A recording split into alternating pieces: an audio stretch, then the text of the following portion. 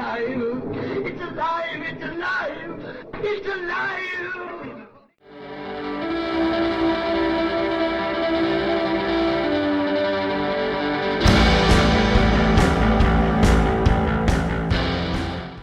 Hello and welcome to Alive After Reading.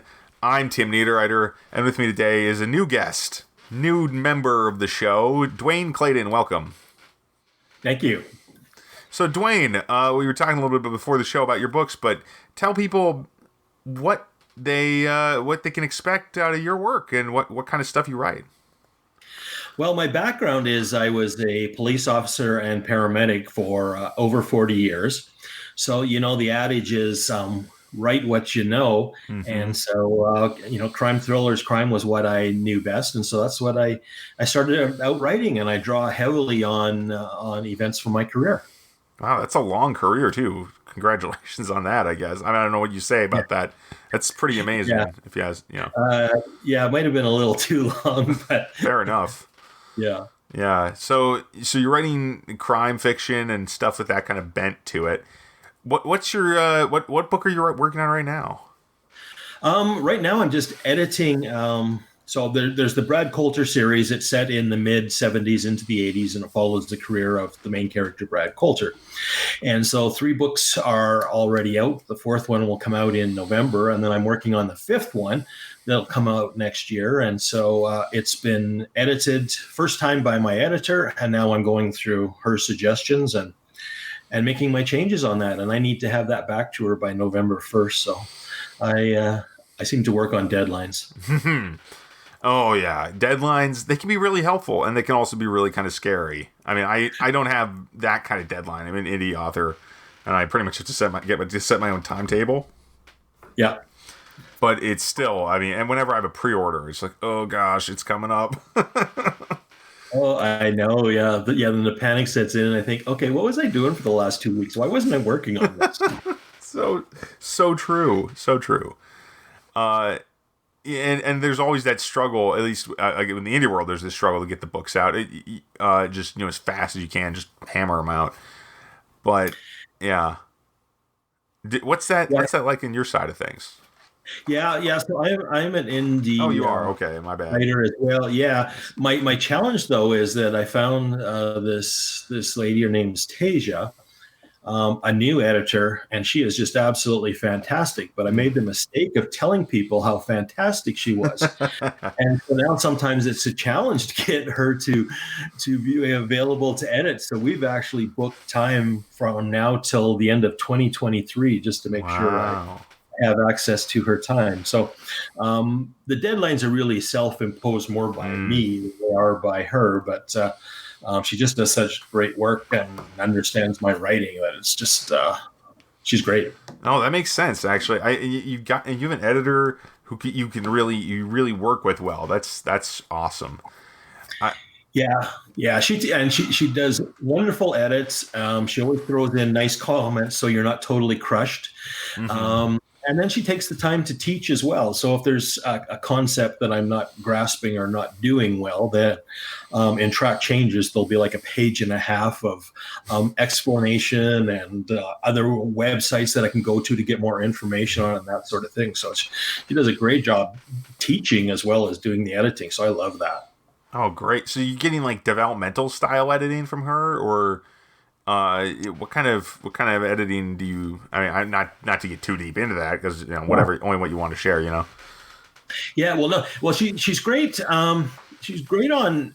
Sometimes I think she knows my plots better than I do, and she'll say, "Well, wait a minute. Last section you sent me, you said this, and now you're saying this that's different." I go, "Oh yeah, that's right. I didn't realize that."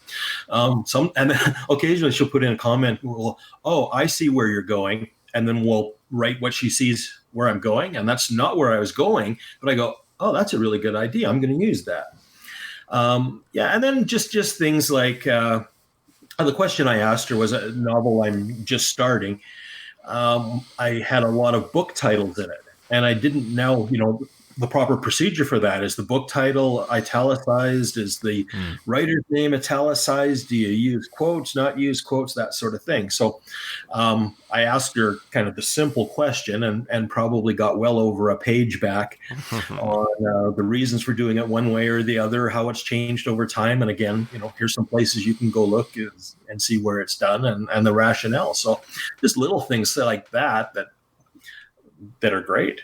Yeah, just having an experienced reader to look at your stuff, and give you the feedback that you that you need. I mean, it's great. I mean, it sounds like, and so you're sending her chapters as you go, which is really cool too. I know of a few other authors who do that, and I do it from time to time, but only with my proofreader because I'm just churning out chapters to edit, and I send them off to the proofreader as I get them done, just to save time. Yeah. I kind of came up with, I guess this is the way I like doing it is I generally break it into 5 sections. So I'm sending her, give or take, 15 to 18,000 words at a time. And I just keep writing and kind of stay ahead of her. And when she sends me the edits, I quickly review them to see if there's any, concept I need to improve on or that sort of thing. And then I keep going. And once she's completed all her edits, then I go back and do the big edit myself, and she'll look at it one last time.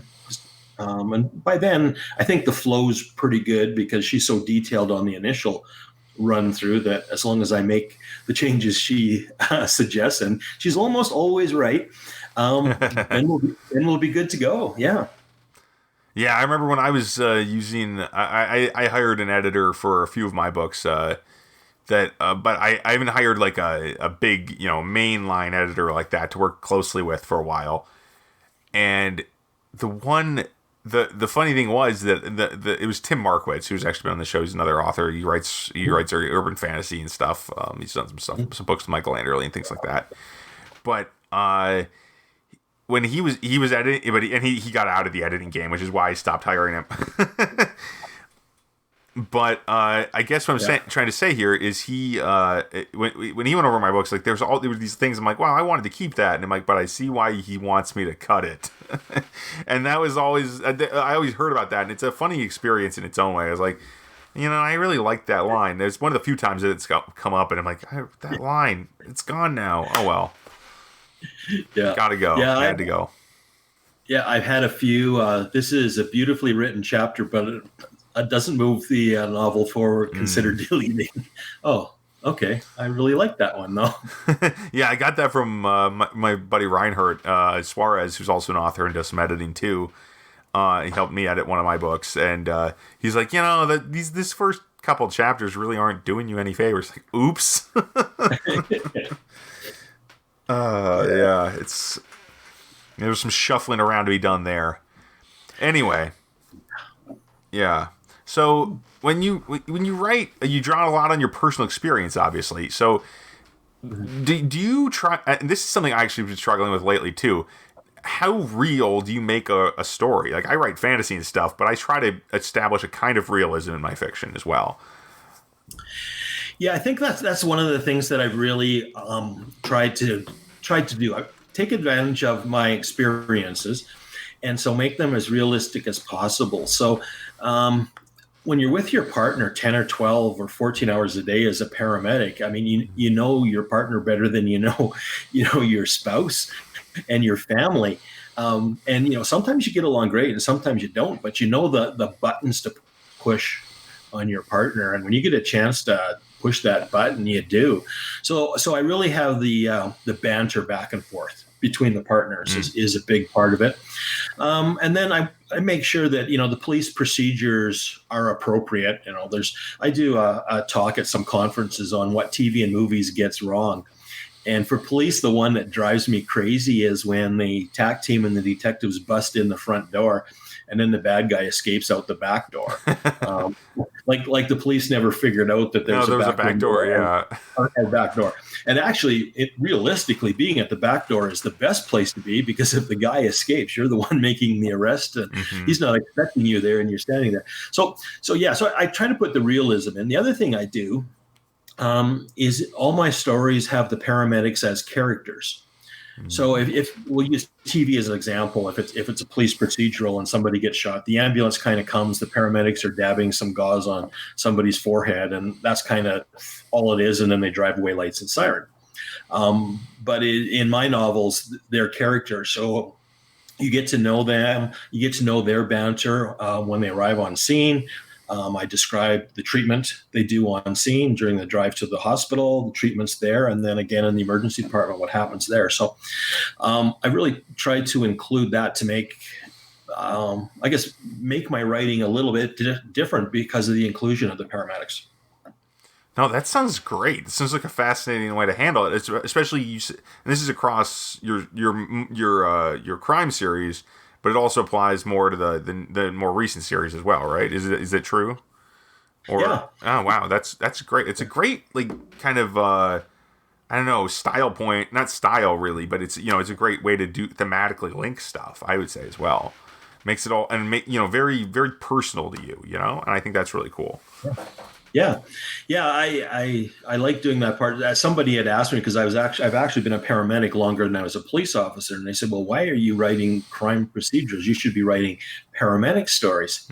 But the challenge with the paramedic stories is there's no ongoing theme. So on any given day, you could do 10 or 12 or 14 calls, but every one of them would be different. One might be a chest pain, the other one's a cut finger, the motor vehicle collision. So there's nothing to tie it together as a plot. But by inserting them into my crime novels, then they can float in and out of the story where needed. Yeah, and it sounds like a great way to expand an ensemble for that kind of story. The cast of characters. Now you've got some characters that are like you said, very frequently overlooked, but have a relatively interesting job for, even if they're not catching the bad guy or, chasing the serial killer or whatever, I don't know exactly what goes on in these books, but you don't have they're not doing the detective work. They're not shooting the bad guy or whatever, but they're very important and they fulfill a vital role. So that's really neat. Yeah. I mean, being a paramedic was fantastic, and sometimes it was hours of boredom and then seconds of sheer terror when you arrive on the scene of the call, and the calls are only dispatched as good as the person who phoned 911. And sometimes people don't give great information to 911, which means as paramedics we don't get good information, and you arrive on the scene and it's totally different than you expected. Wow. Yeah. I mean, there's definitely room for that sort of thing to be really challenging for character too in that position. I'm sure it was a challenging job for the same reason. Yeah, exactly. And so,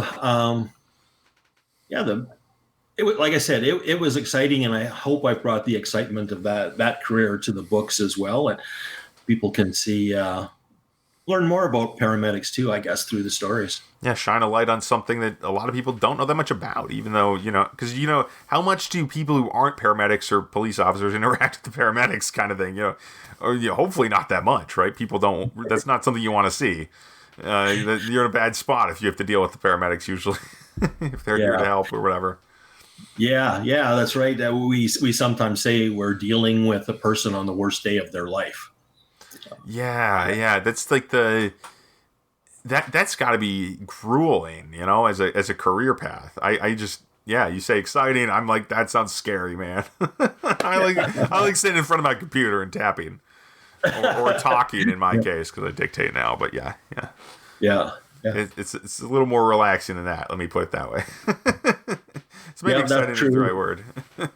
Well, it's taken me a while to come down off the adrenaline high, or kind of the addiction to the adrenaline. And now I'm writing full time, and I spend most of my time now in front of a computer as well. But in the first year after I retired, boy, every time my ears caught a siren passing by outside, my spidey senses tingled and my ears perked up, and I was trying to identify the siren. That sounds like a fire truck. No, that's a police car. And, wondering where they were going. And now it's like, oh, well, whatever.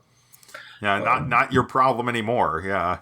not they're on top of it, Yeah, actually, there's an early warning system here. The dog next door hears the sirens before I can hear them, and so the dog will start howling, and you go, "Oh, it's going to be sirens in about a minute here," and then sure enough.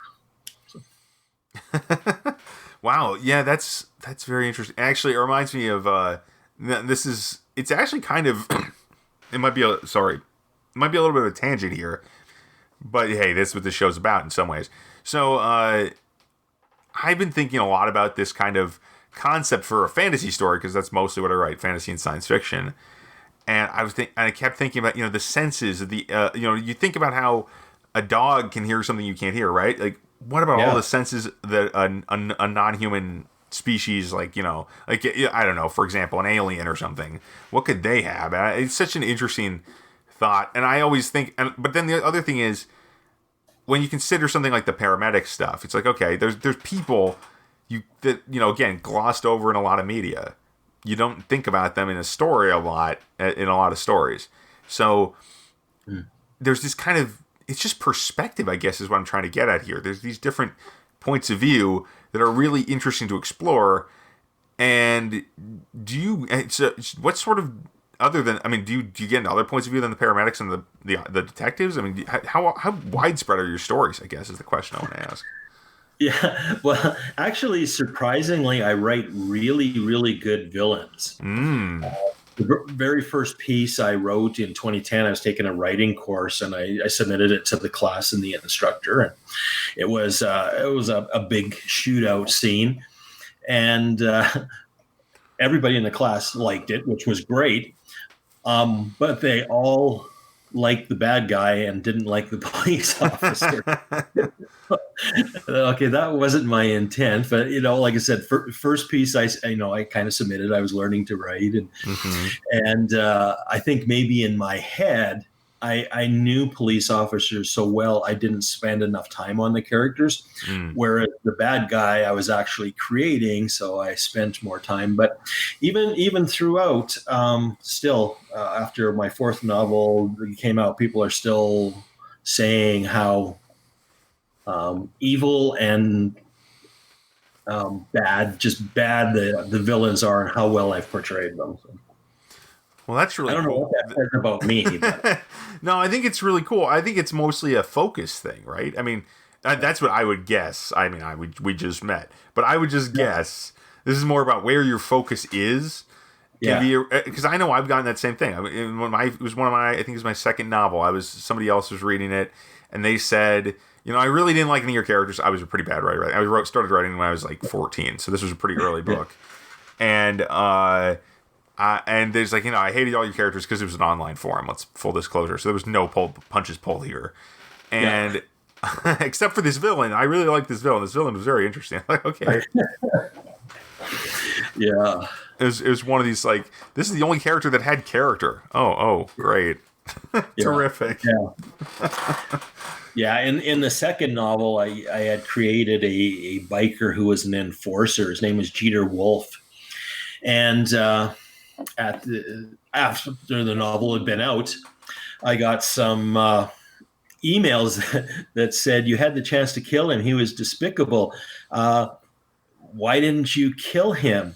And so I did the only thing a writer could do, is I brought him back for book 3. Yes, that'll teach him for commenting on that. This guy's so bad. You gotta get rid of him. Oh, here he comes again. I'm gonna bring him back. Oh, how much do you like yanking readers' chains like that? That sounds like fun. Oh yeah. Well, and even the bigger thing for me though is that they've even taken the time to email me on something like that too. So that's a thrill as for any writer, and especially I think maybe as an indie writer, that all of a sudden you realize, hey, maybe I got a couple of fans here. They're paying attention to what's going on. Yeah, that's a big win. That's a big win if you ask me. Yeah. The positive review, the personal email, that's one I haven't gotten a whole lot of yet. Yeah, it's like, okay, the email of this was so good, this guy was so bad, that kind of thing. I'm still dreaming of my first really good one of those. I've gotten a few of them, but but mostly they don't strike me in that way. Maybe it's just because it's a grass is greener thing, and I'm not appreciative enough. I gotta pay more attention to that kind of thing, actually. Yeah, I don't think I've received that many, but boy, I sure treasure every one of them. And a couple of times I've been on Facebook, and I've had people say, "Hey, what are you doing on Facebook? I'm waiting for your next book. Get writing." a good point for in a lot of situations. Yeah, shouldn't we just be writing? That's right, 24/7. Why would you want to have a life? Yeah, just don't just exactly. Just go, just write, just do the thing that we want you to do. Dance, monkey. Yeah. But it's a good time though. How do you approach writing? I mean, usually I approach the process stuff sooner, but this has been fun. What how do you actually approach your like writing day, or really or anything about your stories? I guess. I mean, do you start with an outline? Any of that stuff? Yeah, it's evolved over time. So initially, what I did with the first novel, Crisis Point, is I used index cards, and I just kind of wrote down all these ideas I had, and then went to the kitchen table and shuffled them around into what I thought would be a story. That evolved into the next two books where I actually wrote outlines, and I actually probably spent too much time on the outlines, and I had them in a spreadsheet, and then I'd go back and reshuffle the chapters and add notes and stuff. I probably spent way too much time worrying about that. And then for the fourth book in the Coulter series, I had an idea and I sat down and started writing. And so now it's evolved that I don't have much of an outline for any of my last three novels. I've had the idea, and that doesn't mean I don't hit the wall. I mean, I paint myself into corners and go, okay, well, you were on a good roll there, but now what happens? So that's the bad side is I kind of know where I'm going, and so sometimes I have to reset. But I kind of enjoy now the freedom of the freestyle writing, and I think part of it too is understanding the characters. So there's times when I think the characters are telling me the story, and I'm just typing it in for them because I know them so well, I guess, that I just know how they'll react in situations. So I guess that's a bonus to a series where you really get to know your main characters. Oh, absolutely. Though I try to, it sounds like we've actually gone through a similar process, because I busted out a spreadsheet for my early books. But I also, I did fairly extensive outlining for a few of them. But most of the books I finished because because I threw the outline away, or I just didn't outline in the first place. Yeah. I find it harder to write with an outline now, and so I generally don't have much idea of where I'm going to start with. It's pretty fun. Yeah, I think it is fun, and with a couple of the novels, I painted myself, I keep using that expression, but into the corner kind of at the ending, and I had ideas for the ending, and then I thought, oh no, I don't want to do that, and had to kind of reset and think about it. And what I found is actually, if I need to write the ending for a story, I need to go on vacation somewhere, because in the last couple of books, the idea for the ending came in a sunny place. One was in Puerto Vallarta, and the other was in Vegas. As I was sitting by the pool trying to figure out this ending, and all of a sudden it came to me, and I grabbed a notebook and just started scribbling as fast as I could. Oh, that's so cool. I love the idea of, your mind gets jogged by being somewhere new or somewhere special, basically, right? Because you live in Canada, right? So it's not... Yeah, right. Yeah, it's not exactly the warmest place in the world most of the time. Oh, no. I'm pretty far north, too. I'm pretty... Yeah. Yeah, Puerto Vallarta in February was pretty awesome, that's for sure. Yeah, that's like... I live in Minnesota, so...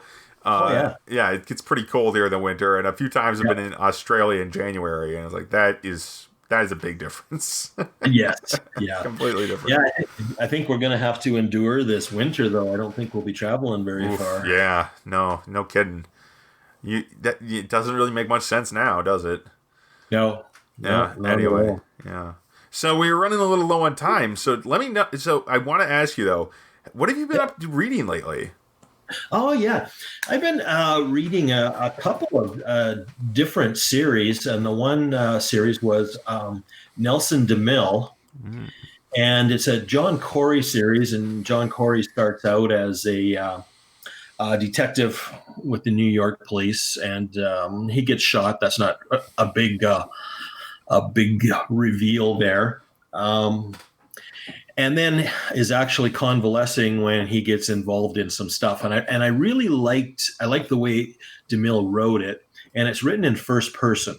Mm. And I write in third person, but the piece I'm just starting is going to be in first person. So reading that series was great, seeing the first person perspective.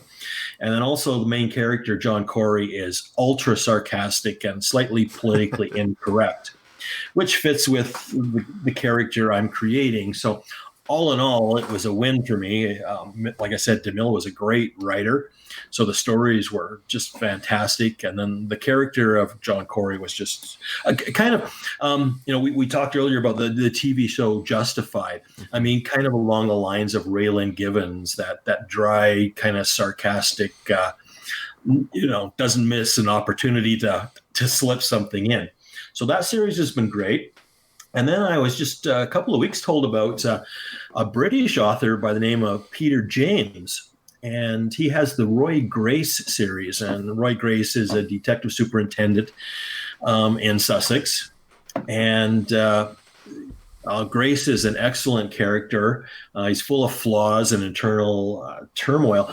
But what I really like is it's so well written. I've never been to Brighton, but I can see it. I can see the streets. I can see everything. And then the other thing that's just fantastic is the British slang and terminology. And some of it I've heard before, and some of it I go, "What the heck?" And I have to hit Google and go, "Okay, what does this slang mean?" But yeah, it's great.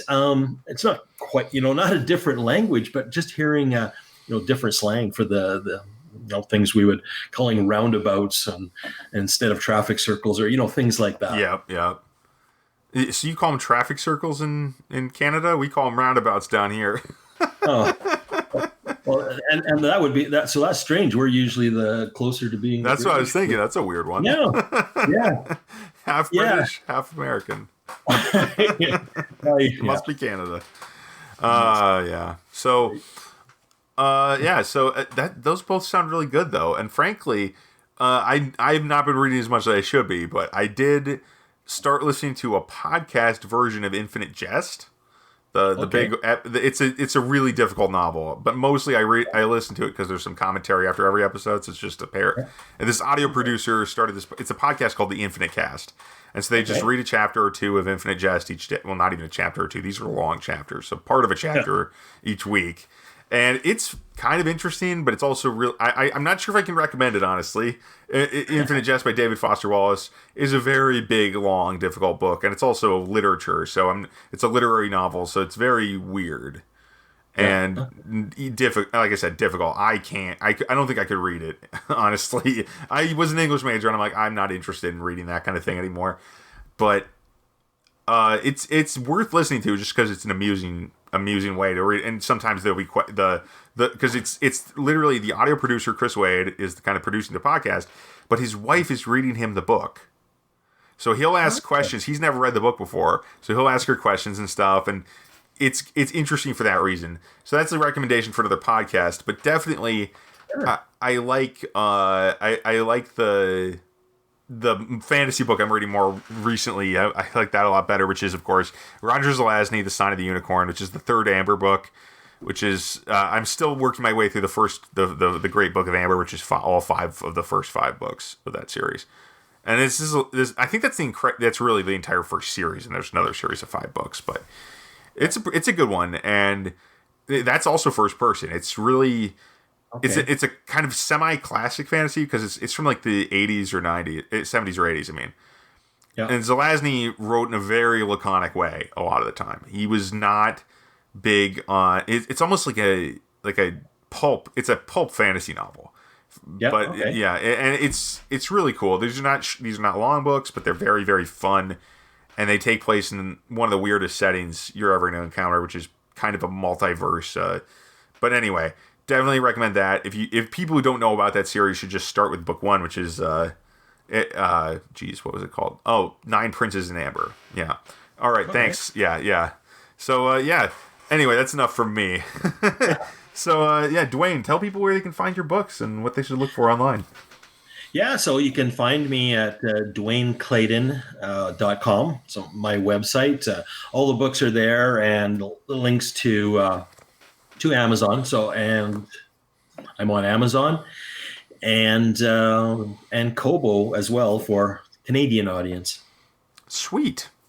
Thanks for listening, everybody. You can find more about this podcast over at mentalcellarpublications.com. Thanks once again to Dwayne Clayden for being on the podcast. It's been fun. And it's a pleasure. Thank you. what? You threw me off. That's okay. It was going to happen eventually. I was trying to do my own ending spiel. It's great, but thank you very much. Glad you had fun. And you can find my books at Amazon.com. Yeah, that's where the ending spiel picks up. You can find my books at Amazon.com. Shadow Prince is out. Warrior Mage is out. That was kind of a surprise for me. Surprise, a new book finished, and it surprised me that it was finished. A long story about that, and can't go into it now. Thanks for listening, everybody, and I'll talk to you next week.